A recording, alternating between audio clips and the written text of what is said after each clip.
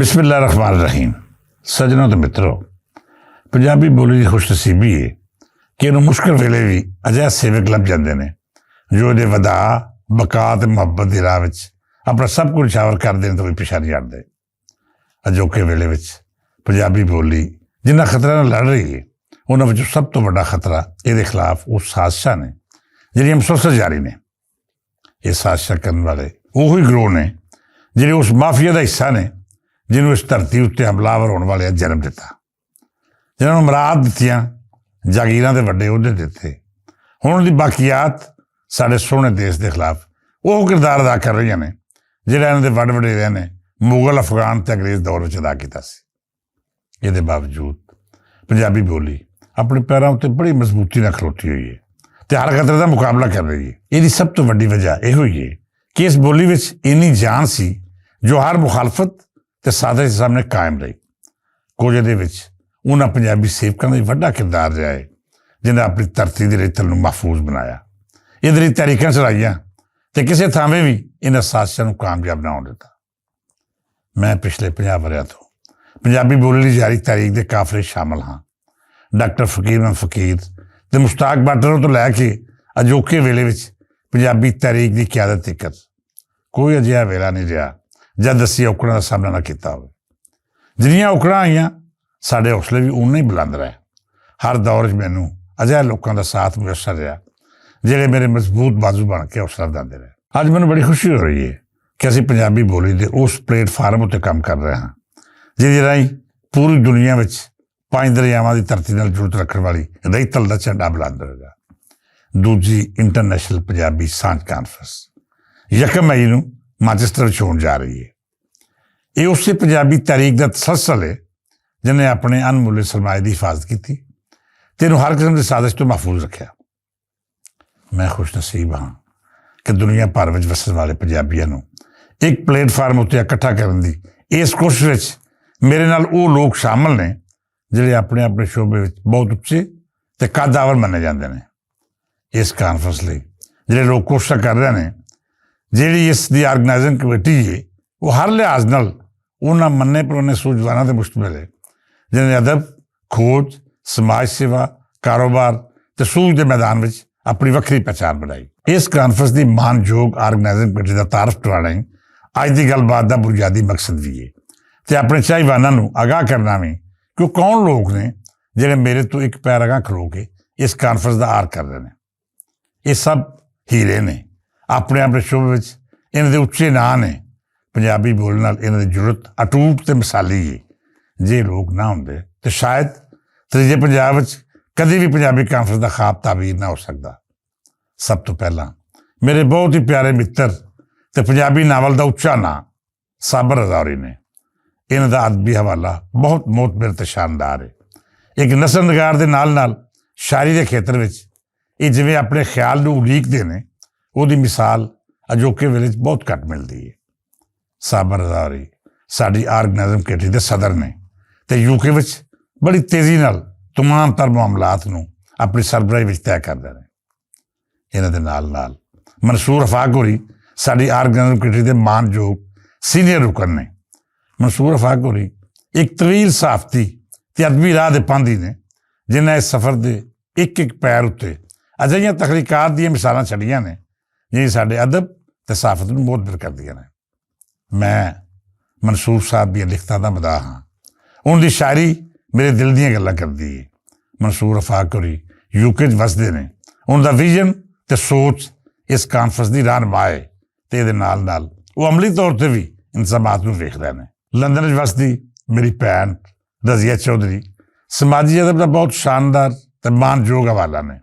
ਸਿਆਸੀ ਤਾਰਫ Pakistan people's party ਦੀ ਰਹਿਨੁਮਾਦਾ ਹੈ, ਪਰ ਇਹਦੇ ਨਾਲ ਨਾਲ ਮੈਂ ਸਮਝਦਾ ਹਾਂ ਕਿ ਪੰਜਾਬੀ ਸੇਵਾ ਦੇ ਮਾਮਲੇ 'ਚ ਉਹਨਾਂ ਤੋਂ ਸਰਗਰਮ ਤੇ ਮੁਤਹਰਕ ਸ਼ਾਇਦ ਇੱਕ ਹੋਰ ਖਾਤੂਨ ਨਾ ਵੇਖੀ ਹੋਵੇ। ਪਹਿਲੀ ਪੰਜਾਬੀ ਸਾਂਝ ਕਾਨਫਰੰਸ ਵਿੱਚ ਮੇਰੀ ਇਸ ਭੈਣ ਨੇ ਦਿਨ ਰਾਤ ਇੱਕ ਕਰਕੇ ਆਪਣੀ ਮਾਂ ਬੋਲੀ ਦੀ ਬਕਾ ਦਾ ਫਰਜ਼ ਨਿਭਾਇਆ। ਰਜ਼ੀਆ ਚੌਧਰੀ ਜੀ ਸਾਡੀ ਆਰਗੇਨਾਈਜ਼ਿੰਗ ਕਮੇਟੀ ਦੀਆਂ ਸੀਨੀਅਰ ਮੈਂਬਰ ਨੇ। ਵੀਰ ਮਨਸੂਰ ਅਫਾਕ, ਮੁਹੱਬਤਾਂ ਦਾ ਅਮਲੀ ਇਜ਼ਹਾਰ ਸਾਬਰ ਰਜ਼ਾ ਤੇ ਭੈਣ ਰਜ਼ੀਆ ਚੌਧਰੀ ਇਸ ਕਾਨਫਰੰਸ ਦੇ ਉਹ ਆਰੀ ਨੇ ਜਿਨ੍ਹਾਂ ਦੀ ਨਿਸਬਤ ਨਾਲ ਤੀਜਾ ਪੰਜਾਬ ਸਾਡੀ ਧਰਤੀ ਦੀ ਰੇਤਲ ਦੇ ਗੀਤ ਗਾ ਰਿਹਾ ਹੈ।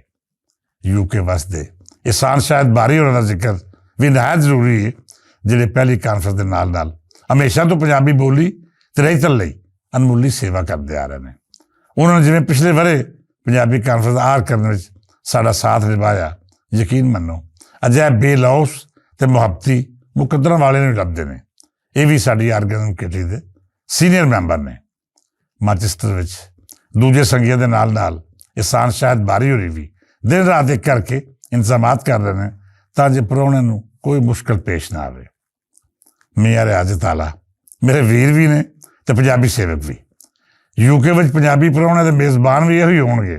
जताला जी हमेशा पंजाबी बोली ते रहतल नशक दा अजिहा इज़हार करदे ने जिहड़ा अमृत बहाली दिंदा है। वो भी साडी टीम दा हिस्सा ने। बरखुरदार अमैर मंजूर भी पंजाबी यूनियन की नुमाइंदगी करदे होया मांचेस्टर में मुतरक है।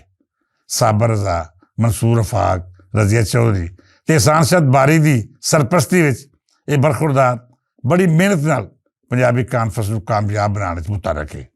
अमैर यूके में साडी आर्गेनाइजिंग कमेटी का कोआर्डीनेटर भी है तो पंजाबी रहतल ते बोली का अजिहा सेवक है जिसका दिन रात ये जुड़िया हुआ है।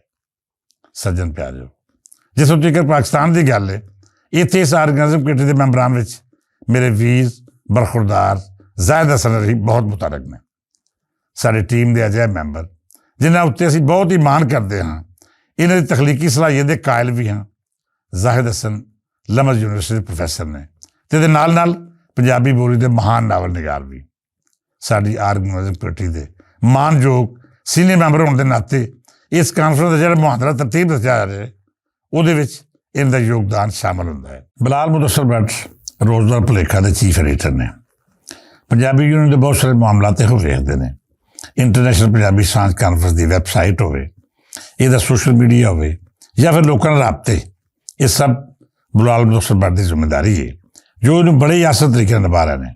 बिलाल भी साडी आर्गेनाइजिंग कमेटी के मैंबर ने ते नाल नाल कानफ्रेंस लिए राबताकार भी ने। पाकिस्तान में जरूरत रखने वाले नौजवान तो खूबसूरत शख्सियत के मालक अली बाबर भट्ट मेरे बरखुरदार होने के नाल नाल पंजाबी अखबार का तखलीकी ज़हन रखने वाला ना है। अली भट्ट आर्गेनाइजिंग कमेटी के कोआर्डीनेटर भी ने तो इस कानफ्रेंस को कामयाब बनाने में इस नौजवान का बहुत बड़ा हाथ है। मैं बहुत घट लोगों को वेख्या है जिहड़े अपनी उम्र तो अगां लंघ के जिम्मेदारियां निभाते हैं। अली बाबर भी उन्हें शामिल है जिन्हें निकली उम्रे ही वड्डियां जिम्मेदारियां भार चुक के उन्होंने कामयाबी नाल तोड़ लाया। अखीर उत्ते अपने दो अजिहे मित्र प्यारे डिस्कस करांगा जिन्होंने मैं हमेशा अपना दिमाग ते तखलीकी सोच का इजहार आखदा वां। पहला बहुत ही सोहना ते नौजवान फराद इकबाल, अजोके वेले की शायरी का वड्डा नां ते नाल नाल अजिहा तखलीकी ज़हन रखने वाला शख्स जिहदी हर तखलीक एक शाहकार नमूना होंदी है। पंजाबी बोली खुशकिस्मत है कि इहदे कोल फराद इकबाल जिहा तखलीकार मौजूद है। दूजी इंटरनेशनल सांझ कानफ्रेंस की आरिया में फराद का शामिल होना साढ़े सब पंजाबियों की मान की गल है। फराद इकबाल की तखलीकी सोच का नतीजा है जो तुम स्क्रीन उत्ते वेखदे हो। फराद साडा दिमाग होने के नाल नाल इस कानफ्रेंस की आर्गेनाइजिंग कमेटी का बड़ा वड्डा ते मानयोग सीनियर मैंबर है। अखीर उत्ते मैं अपने वीर ते पंजाबी यूनियन के सदर नदीम रज़ा का जिक्र करांगा जिन्होंने मैं हमेशा अजोके वेले के वड्डे सहाफियां ते तखलीककारां में शुमार करना वा। साडी सहाफत का अजिहा नां जिहड़ा तारीख, अदब, मौसीकी के सूझ के खेतर का तारफ है। पंजाबी हवाले नाल जिन्नी सेवा इसकी है शायद ही किसी होर सहाफी की होवे, क्यों जे प्रिंट, इलैक्ट्रॉनिक ते सोशल मीडिया राहीं जो काम इसके खाते विखारी दिंदा है वो किसी होर दे नामे नज़र नहीं आता। वो साडी आर्गेनाइजिंग कमेटी के जनरल सैकटरी ने। हेलो सज्जनों ते मित्रों, ये दूजी पंजाबी सांझ कानफ्रेंस की वो आर्गेनाइजिंग कमेटी है जिहड़ी इस कानफ्रेंस को तरतीब देने तो लैके इन्हूं कामयाब बनाने दिन रात कर रही है। ये सब अपनी अपनी थावें वड्डे ते महान लोग ने। इस कानफ्रेंस लई इन्हां दी खिदमात का मकसद सिर्फ और सिर्फ अपनी माँ बोली ते देश पंजाब की रहतल की सेवा करना है। इन्हां विचों ना कोई वड्डा है ते ना कोई छोटा, सब महान ते उच्चे। मैनूं इन्हां दे नाल खलोंदियां फखर महसूस हुंदा है, क्यों जे इन्हां विचों कोई एक भी अजिहा नहीं जिहदे दिल विच मासा पूरा लालच होवे या फिर उन्हें कभी ये सोचा हो कि मैं माँ बोली के खेतर में जेकर सेवा की जिम्मेदारी लई है तो फिर मैनू इसका कोई ना कोई सिरा मिलेगा। इस दुआ नाल इजाजत दिओ। ਕਿ ਰੱਬ ਸੱਚਾ ਸਾਡੀ ਇਸ ਕੋਸ਼ਿਸ਼ ਨੂੰ ਕਾਮਯਾਬ ਕਰੇ ਅਤੇ ਇਸ ਕਾਨਫਰੰਸ ਨੂੰ ਇੱਕ ਅਜਿਹੀ ਮਿਸਾਲ ਬਣਾਏ ਜਿਹੜੀ ਕੁੱਲ ਜਹਾਨ ਦੇ ਮੁਹੱਬਤਾਂ ਦੀ ਤਕਸੀਮ ਦਾ ਜ਼ਰੀਆ ਬਣੇ। ਅੱਜ ਲਈ ਇੰਨਾ ਹੀ, ਫਿਰ ਮਿਲਾਂਗੇ। ਰੱਬ ਰਾਖਾ।